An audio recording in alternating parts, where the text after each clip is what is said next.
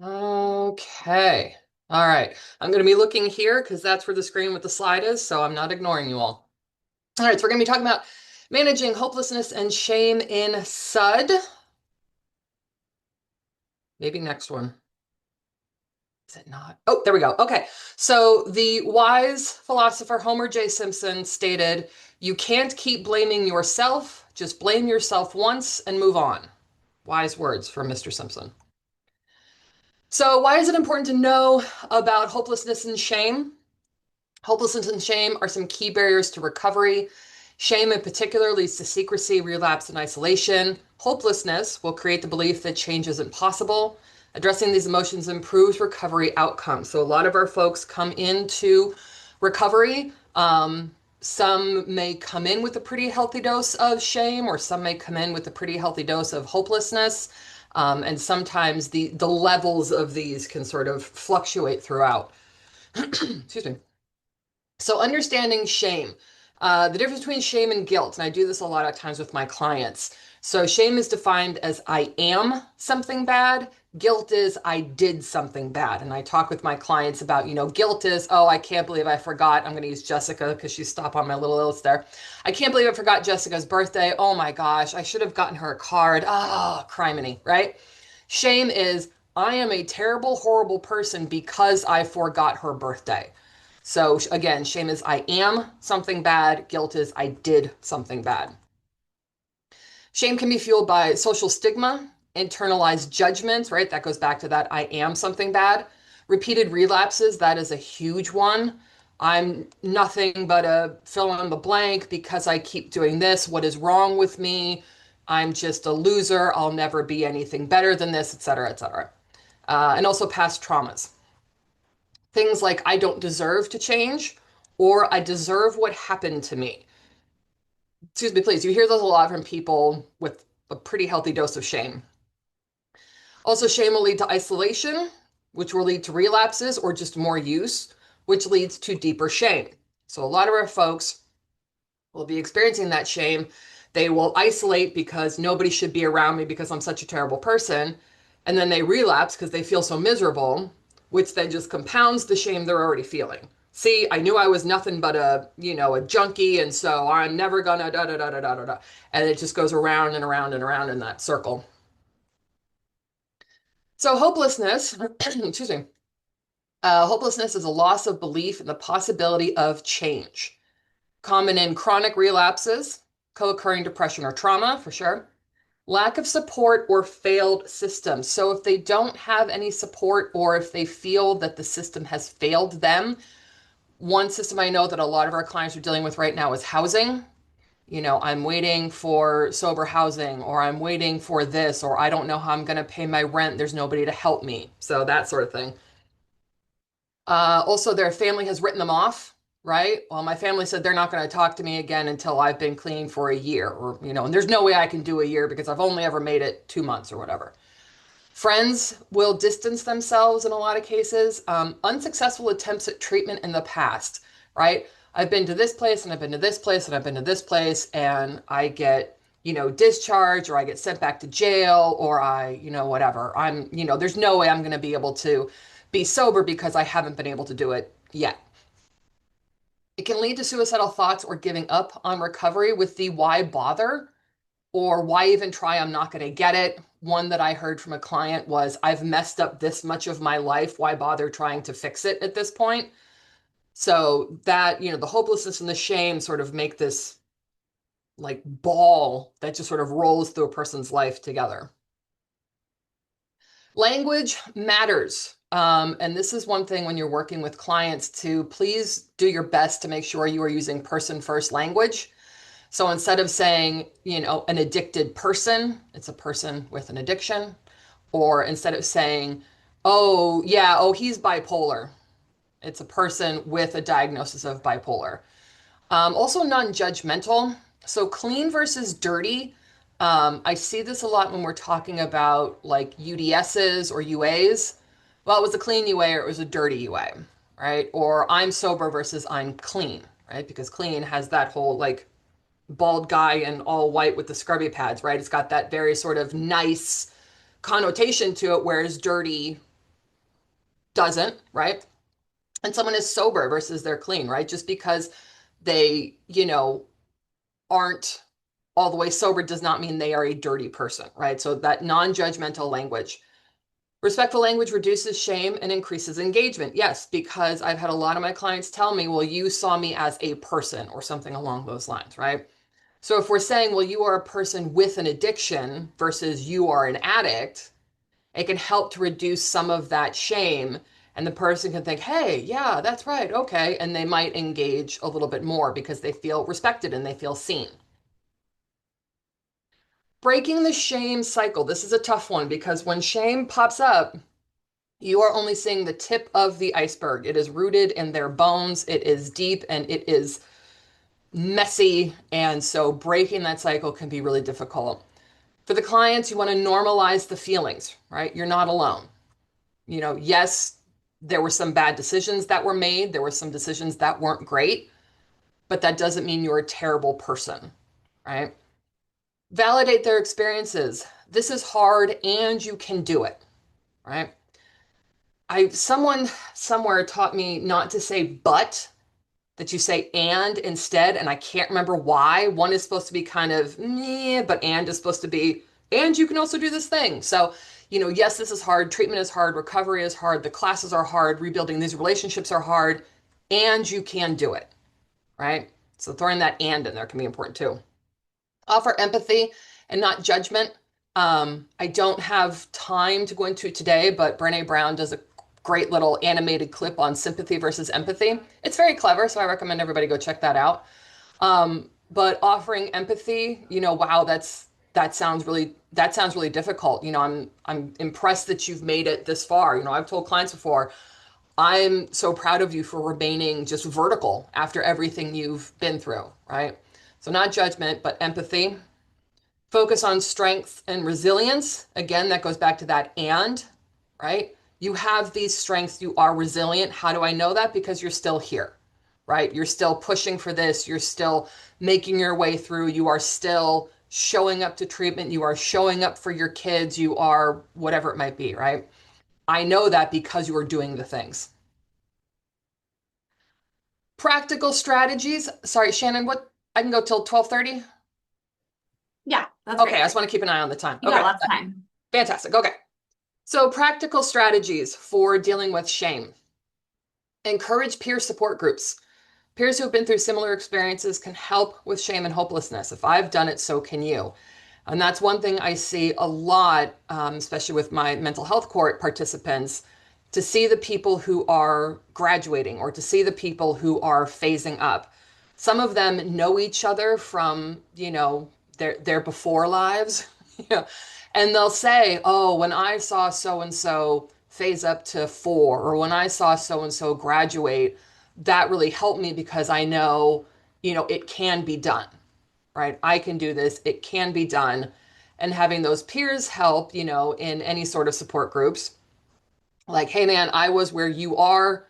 You can do it. Right? One of the things we do in mental health court is we have the phase 4 participants right before they graduate, they write a letter to the newcomer.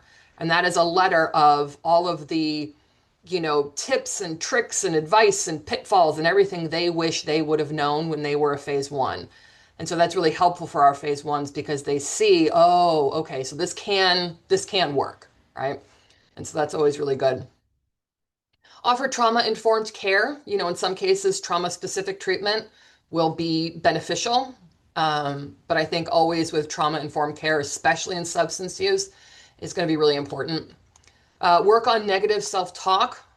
Again, I say sometimes that if we talk to other people the way we talk to ourselves, they'd lock us in a room and not allow us in polite society, you know? And so getting the clients to work on that self-talk, okay, well, I'm not a loser. I've made some bad decisions and I am actively working on my recovery, or I'm working on my classes, or I'm working on being more open in my 12-step groups, whatever it is, right? But to help them work on that negative self-talk, because that makes a huge difference. Reframe your identity. You are not your past. You are not a collection of all the bad things that have ever happened to you. You have all these other great things. yes, those things happen and we can't do anything about it. And yes, those decisions were made and those behaviors occurred and we can't change that now. You are moving forward in these ways. Or ask them, what are some things you're proud of yourself for, right? What are some things you're happy about? What are some positive changes that have happened since you've begun this journey in recovery? But reframing that identity, you're not just an addict, you're not just a this, you are all these other things. So, some tools for hope, mindfulness, and affirmations always. Um, One thing that, I've had clients sort of take on as their mantra is no matter what happens, I'll be okay. And they say, well, how do you know that? I said, well, because things have happened and here you are, so whatever happens, you'll make it, you'll survive. You might not like it, might not be the best thing you've ever done, but you'll be okay. Rewriting the recovery story. I do this a lot with clients. So, well, I have to go to da da da. No, no, no, friend. You get to go. you know? And you get to do that because you're not in prison, you're not in jail. You get to do these things. And you're not in jail because you've been doing the things. You've been attending your treatment, you've been going to your appointments, whatever it is, right? So rewriting that kind of from a strength perspective can be really helpful too, because they just see it as, well, I'm in this program because I really messed up and I have to do this now and I blah, blah, blah, blah, blah, blah, blah, right? And so rewriting that recovery story can be really helpful. Purposeful daily routines. That can be a huge thing for folks, right? Get up and, maybe meditate for 5, 10 minutes, do a journal, right? Really enjoy that first cup of coffee, right? But those purposeful daily routines, finding the positives in, sort of your daily life and really sort of hooking onto those. And again, the recovery role models. So the peer supports, the recovery coaches, the sponsors, the mentors, the sober friends, the whoever it might be. Oh, if they can, I can too. And I know that's a huge thing because they see a peer, oh, they made it through, so, I totally can. Excuse me. Okay. And why is connection important? So shame thrives in silence. And it thrives in silence because there's nobody there to um like push back against it. You are there just sort of stewing in your own juices about what a terrible person you are and a horrible person. And if everybody knew how terrible and awful you were, they'd put you on an iceberg and set you out to sea, right? So that shame thrives in silence because there's no one to push back against it. Peer support equals shared experience, excuse me, equals reduced stigma, right? A lot of our folks can come into recovery thinking, well, no one's done the things I've done, or no one has been through the things that I've been through, and no one is as terrible a person as me, etc. And to find peers that have been through similar situations can be incredibly beneficial in reducing that stigma. And it also, breaks that silence, right? Shame thrives in silence. Well, if you have peers around you, encouraging you and, talking to you and all this kind of stuff, it can reduce that stigma and can help to combat that shame. And family education and involvement when safe. We know that sometimes we have clients that family education for them is not safe in a variety of different ways. Family education isn't safe. We also know that we have clients who have chosen family, right? The family they were born into and the family that they chose. And so if they are wanting to incorporate some sort of family piece to this or family education, you can leave it up to them. Do you want the family you were born into, or do you want your chosen family? Right? And a lot of times they're looking to rebuild relationships. I lost touch with my grandma for 5 years when I was deep in my addiction. And I really like to rebuild that relationship because I know I don't know how much longer she's got, right? And that can also help to sustain hope. If they see that those relationships are being rebuilt, with their kids, with their parents, with their siblings, with whoever, that can help to sustain that hope because they can see kind of an actual real life representation of all the things that are going well. 6 months ago, I wasn't allowed to talk to my kids. And now, we're going to the corn maze this weekend. And I never would have been able to do that had I not been putting in the work. And so that really kind of helps to keep them, going. All right, so to wrap it up, because I'll leave time for questions. So, shame and hopelessness are common but not permanent. Yes. And I think that's a really important point to point out to the clients as well. Yes, you may feel like this now, and it's not pleasant and it's not permanent, right? And we can work to get through this and we can work to deal with these feelings in these situations. Compassion is always going to be better or more beneficial, I should say, than punishment. And connection is always going to be more beneficial than isolation. Language and mindset can support or sabotage recovery for sure. Especially, I think it depends on who it's coming from, the language. If it's from their parent or, spouse or whatever, and the language is not great, the client's not going to feel great hearing it. And then small steps equal big changes over time, right? Baby steps. Baby steps onto the elevator, baby steps onto the street, baby steps, little what about Bob reference there. But it's true, right? That's how you get the big changes, is you just start doing something. And a lot of our clients say, well, yeah, but I've messed up all these things. I have to fix them all. Okay, but let's break it down into like bite-sized pieces, right? Because those bite-sized pieces over time are going to seem much less intimidating than, oh my gosh, I have to fix all these relationships and I have to do all these things right now. And that overwhelming feeling can definitely lead to clients just sort of giving into that hopelessness. I'm never going to be able to do it. Why am I even trying? Right? Okay, I think that is the last one. It is. Oh, look at that. I got 8 minutes for questions. Booyah. All right. Lots of time. You got even more than that if you want.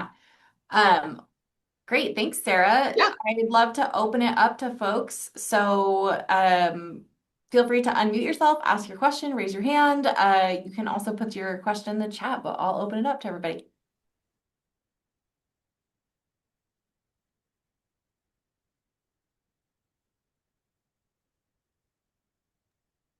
So I don't necessarily have any questions at this point. I love this topic of hopelessness and shame, especially in SUD, because it's so much experienced. And I think for both, it's obviously very difficult for clients. And it's equally difficult, I think, for providers as well. There's levels to it, so levels of intensity, as with anything. Uh, Sarah, when you were talking about the language, I think that's one of the very subtle ways that we can continue to reinforce this and to challenge that rigid way of thinking, which can be very difficult. So those subtleties of challenging those self-statements of everything's pointless, I've already messed this up. I know typically we call it kind of like we can get in the efforts that Hmm. way where there is no point, everything's ruined already. Why should I go forward? Yet they're there in our office or in our groups expressing that. So even that one piece, we can continue to reiterate and challenge that perspective. The other piece that kept coming up for me was how important and how effective group work is Hmm. when clients are struggling with this, because inadvertently, just a natural process, that group dynamic, whether you're in storming, whatever, eventually there's feedback from other people. And there's only so much that we can do as far as going into group and then hearing this feedback, recognition, or similar stories and going, wait a minute, if I keep hearing this, then maybe it is true. And that's where we start to see that like openness or willingness or change within the client. Because hopelessness and shame, especially, I think somebody described shame to me as walking into a cage, locking it, and then tossing the key across the room. And it really, you're stuck. There's nowhere to go if we stay with that. The only way to go is down and deeper, and it's more excruciating. And I think normalizing the process of, okay, feel that icky, thick disappointment and fear, um, and then let's take a step because you're still here, you're still doing something. So you covered a lot of really great points, and I appreciate that presentation. Thanks. Yeah, Oh, go ahead, Chloe. So I was just going to comment. I appreciate how you put in about when the system fails Mhm. clients, because I think that happens a lot but then it gets internalized that it's my fault, I'm not good enough, I'm not deserving, Mhm. and all of those negative core beliefs that we talk about in CBT therapy. Mhm. Part of our job as therapists or just helping professionals in general is to retrain on using that and statement Mhm. and what is the evidence to the contrary that you're not all of these things, because we create our negative core beliefs to protect us, because it's way easier to believe that I'm undeserving than the system's really screwed up, right? Because that means I can't fix it and I have no part in it. But if I'm undeserving, right, like that's on me. But that also means I have the ability to change that. So great job, Sarah. Thank you. Sarah, this is Debbie, and I really like your comment about Brene Brown's empathy versus sympathy. And I didn't Mhm. know if you wanted to take a moment, since you have a moment, and explain to those listening the difference between being empathetic versus sympathy. Well, I'm trying to remember the clip. So what she's talking about is a lot of times people tend to be sympathetic rather than empathetic. And so empathetic is, and I think in the video she talks about, I'm down in the pit with you and this is really hard and I'm just gonna kind of be here with you while you experience this. Sympathy is, I think like the deer drops down at one point and says, "Ah, that sucks. You want a sandwich?" Right? One thing I think, and I have struggled with this, with my clients, but one of the things I really talk about is not silver lining things, So I think in the video she talks about one person says, I think my marriage is falling apart. Well, at least you have a marriage, right? My son is failing at school. Yeah, but at least your daughter is doing so well. And I know that myself, that is something I have caught myself doing so many times. And it was a conscious effort to stop doing it, right? Because sometimes you don't have to silver line things. And sometimes there just isn't going to be a silver lining. And you can say, wow, I don't even know what to say to that. That sounds really hard. Or thank you for telling me. Not, yeah, but at least you can, da da da da da. And after watching that clip as many times as I had, I really started noticing it in people just in my, outside life, my friends and my family, and how many times people do that because we want to make people feel better, right? Well, but this is the bright side. And sometimes there just isn't one. Sometimes things just suck, and sometimes you're not going to have, the words and to just say, wow, that sounds really hard. And, that's a lot that you're going through right now. And I just appreciate that you chose to talk to me about it. You're not always going to have the magic words. And I think it's okay to tell our clients that we're not always going to have the magic words for stuff like that. I But think that's so powerful. I think that that has so much power and to just be there but it's also a skill, right? Like being able to maintain when you're in distress, when things are crappy. If what is the saying? Like if you're not making it worse within distress tolerance, then you're doing okay. Mhm. And life is part of that, of sitting in that discomfort, feeling that pain. You have to heal it or feel it to heal it, right? And I think there's so much power in that and just so much humanity and seeing each other, being there, sharing that space. And I love the immediacy and the honesty of I don't even know what words to say. I'm really glad that you're sharing that with me. Mhm. And we can just sit here together. Yeah. Sarah, you had a question in the chat from Oh, Alexis. Any books, podcasts, songs, or other things folks have found helpful in sharing with clients to help them connect with those feelings of shame, hopelessness in an artistic or creative way?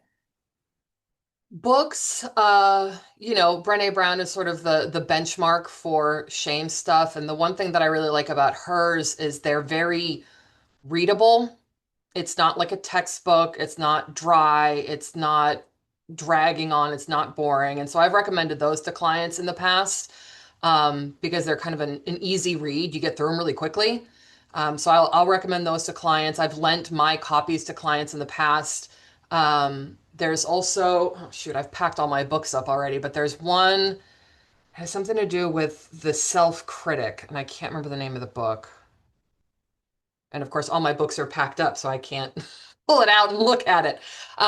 But yeah, there are some good ones out there. But if you're looking for, sort of an easy read to recommend to clients, I think Brene Brown, is I thought it was just me, but it's not, or something is one of them.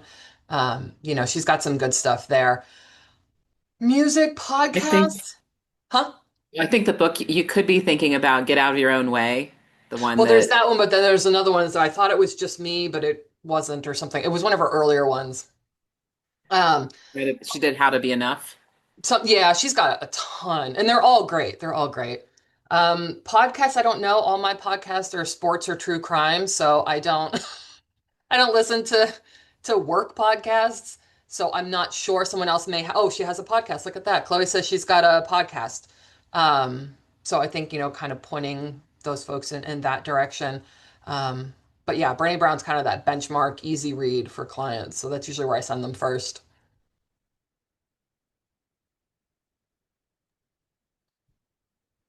Any other suggestions for any creative outlets for clients from anyone?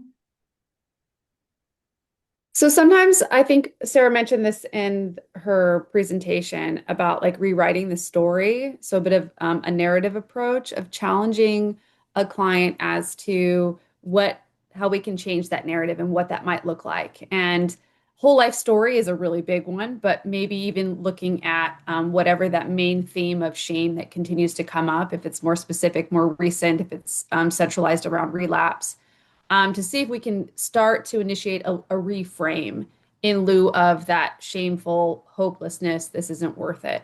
And sometimes it can be really fun. I've even had clients do kind of like little kid storybooks. Mm. So actually making those, we did that in PHP for a bit, and a lot of really great things came out of it. So that can be kind of a fun, creative exercise. I've also had clients do because I've worked with people who have oh, and now I can't think the name of it. But it's I don't want to say it's a model of PTSD, but it's in that same vein. Oh, and I'm going to think of the name as soon as we get off, and I'm going to feel real dumb that I don't remember it. But anyway, but I've had clients in the past carry around pictures of themselves as kids. And so when they start the negative self-talk, or when they start the I'm terrible, horrible, awful, sort of taking out that picture and looking at it and saying, now, what if it was this small person saying that? What would you say to them? And how would you kind of work? And I haven't done it very often, um, but it's been really powerful for the ones that I've done it with. Yeah.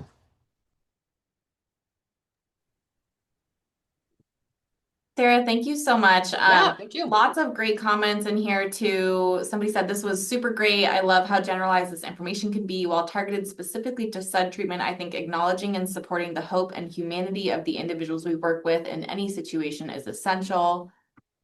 Somebody said this is a continuous theme in my population. Somebody else said that it should be a requirement to show the empathy versus sympathy video to everyone in the helping profession. And then Chloe put a couple podcasts in there as well. So thanks, guys. This was really a great talk, Sarah. So thank you for being with us Oh, today. thanks. And yeah, the empathy versus sympathy, I think it's like a 5 minute